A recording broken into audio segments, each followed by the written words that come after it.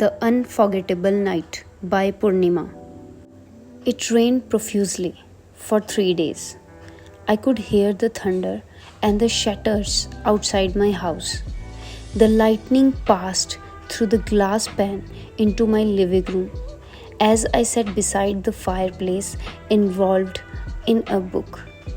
The sudden thunder and lightning brought shivers in me as I woke up to close the shattering window.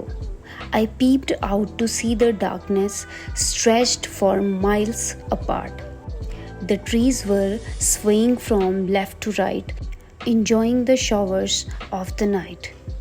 Darkness had engulfed the night along with the rain, giving the night an eerie feel.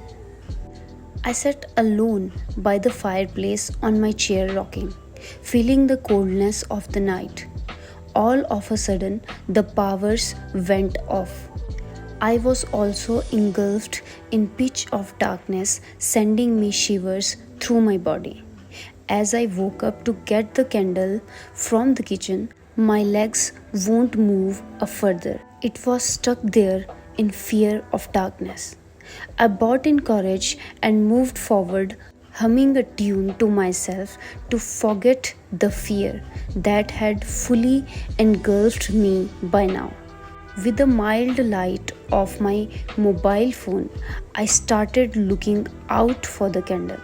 My heart was pounding. I could hear them beat heavily and strongly than before, which gave me the feel that I am still alive. Finally, I heaved a sigh of relief when I found the candle. I was about to light it when suddenly the phone rang. I gave a screech of fear, throwing the candle away from hand, which I had found with a lot of difficulty. I picked the call. It was my mother on the other side. With a shaking voice, it said, "Hello." Mom asked me, "What happened?" I told her that the power had gone and it had been raining here for 3 days, making it difficult to move out of the house for the past 3 days. I was a businesswoman and had been busy all time.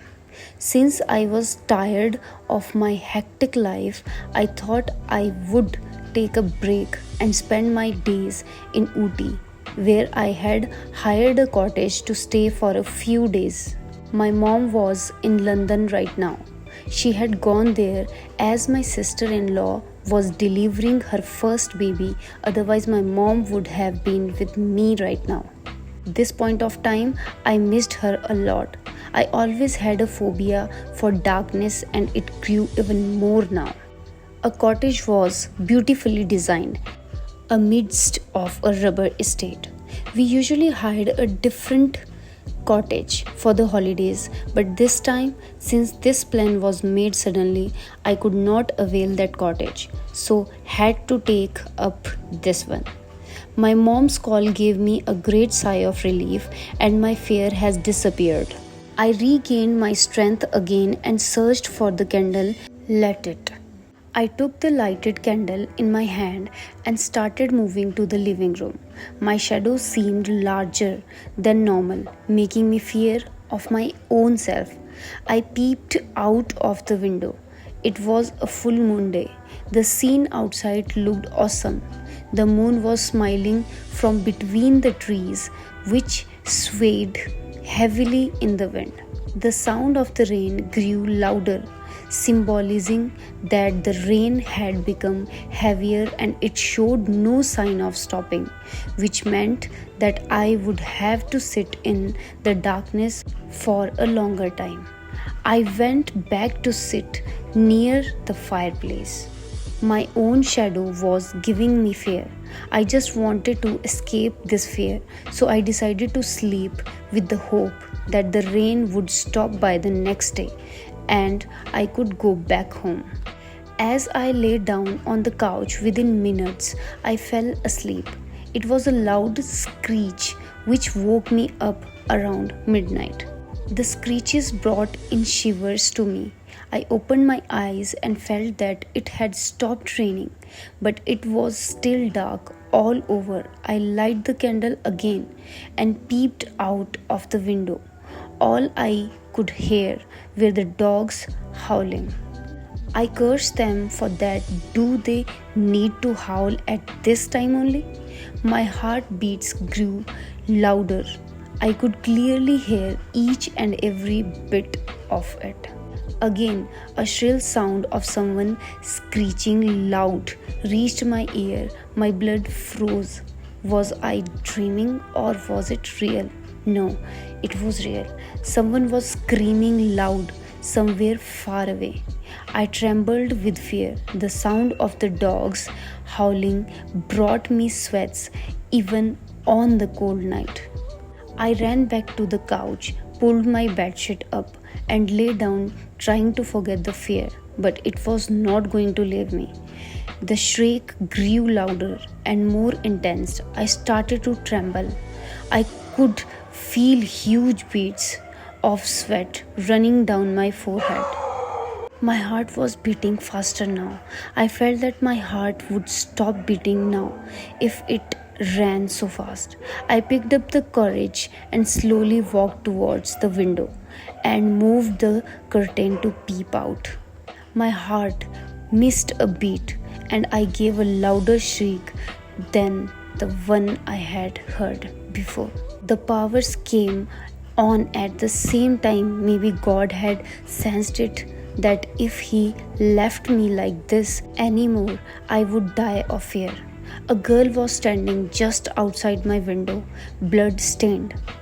My blood became cold. I froze at this sight. No, I could not move. I was so much in fear that my mind had switched off.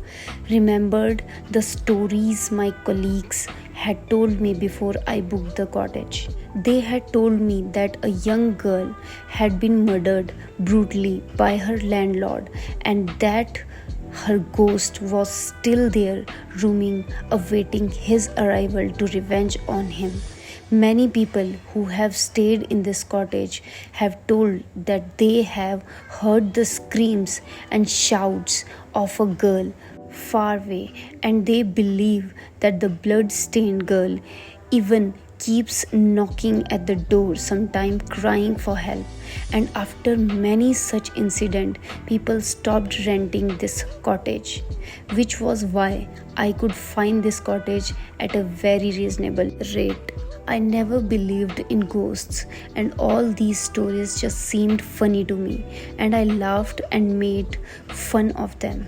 This was one of the reasons why I took up this cottage and challenged to stay alone here, to show everyone that ghosts do not exist.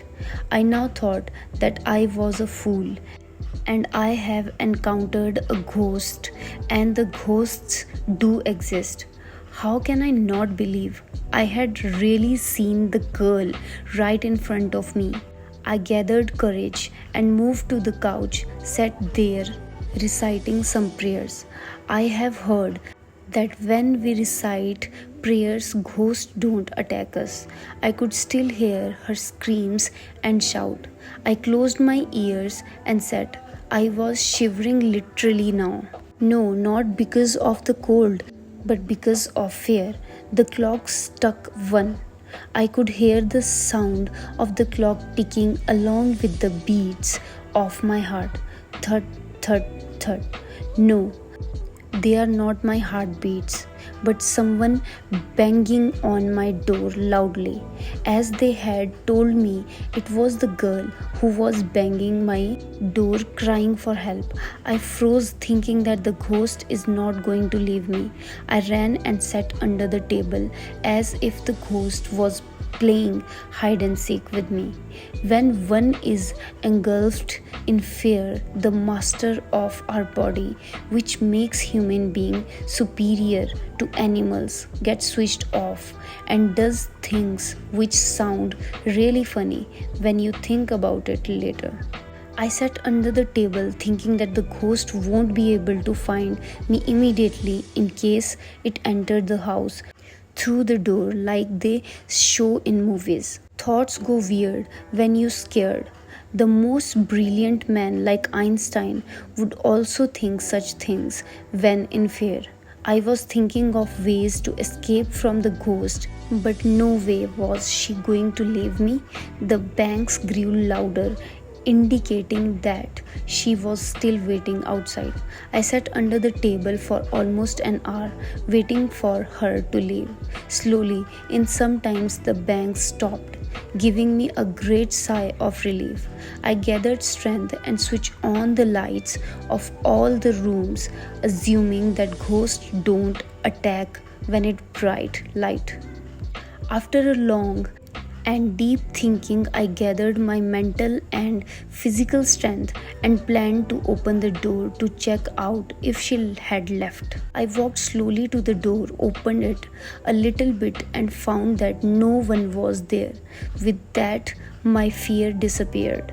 I opened the door wide and moved out to see if she had really left. I suddenly tripped over something and fell. To my shock, I found the girl lying there on the floor. I screamed with fear and went near her slowly to see if she was a ghost. No, she was not.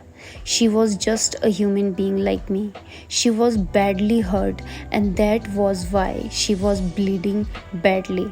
I felt ashamed of my stupidity, lifted her to my house, and tried waking her. I splashed water to wake her up. She woke up stunned and started crying, pleading me to help her or else she would be killed. I calmed her down, gave her some water and also first aid for her wound and then something to eat. Now I listened to her story. She said she was kidnapped by a few people and there was a gang of people for that who kidnap children and send them for begging and earn money through them. If they do not abide by what they say, they would be brutally beaten up.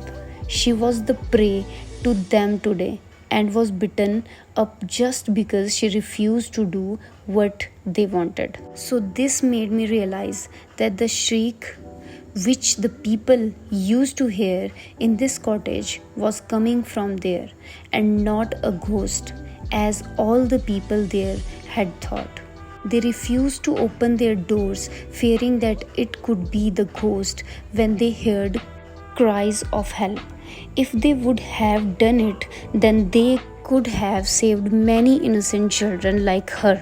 She looked very scared and innocent. I told her not to get scared and that I would save her from their clutches and also the other children who were there. I immediately called the police and they reached my cottage around 4 in the morning. The girl recited the entire story to them and the police nabbed the gang of 5 and also rescued the small innocent children from their clutches. The police congratulated me for the braveness and said that they would award me for my brave work from the government. Only you and I know the story of my braveness. So let's keep it within us as a secret.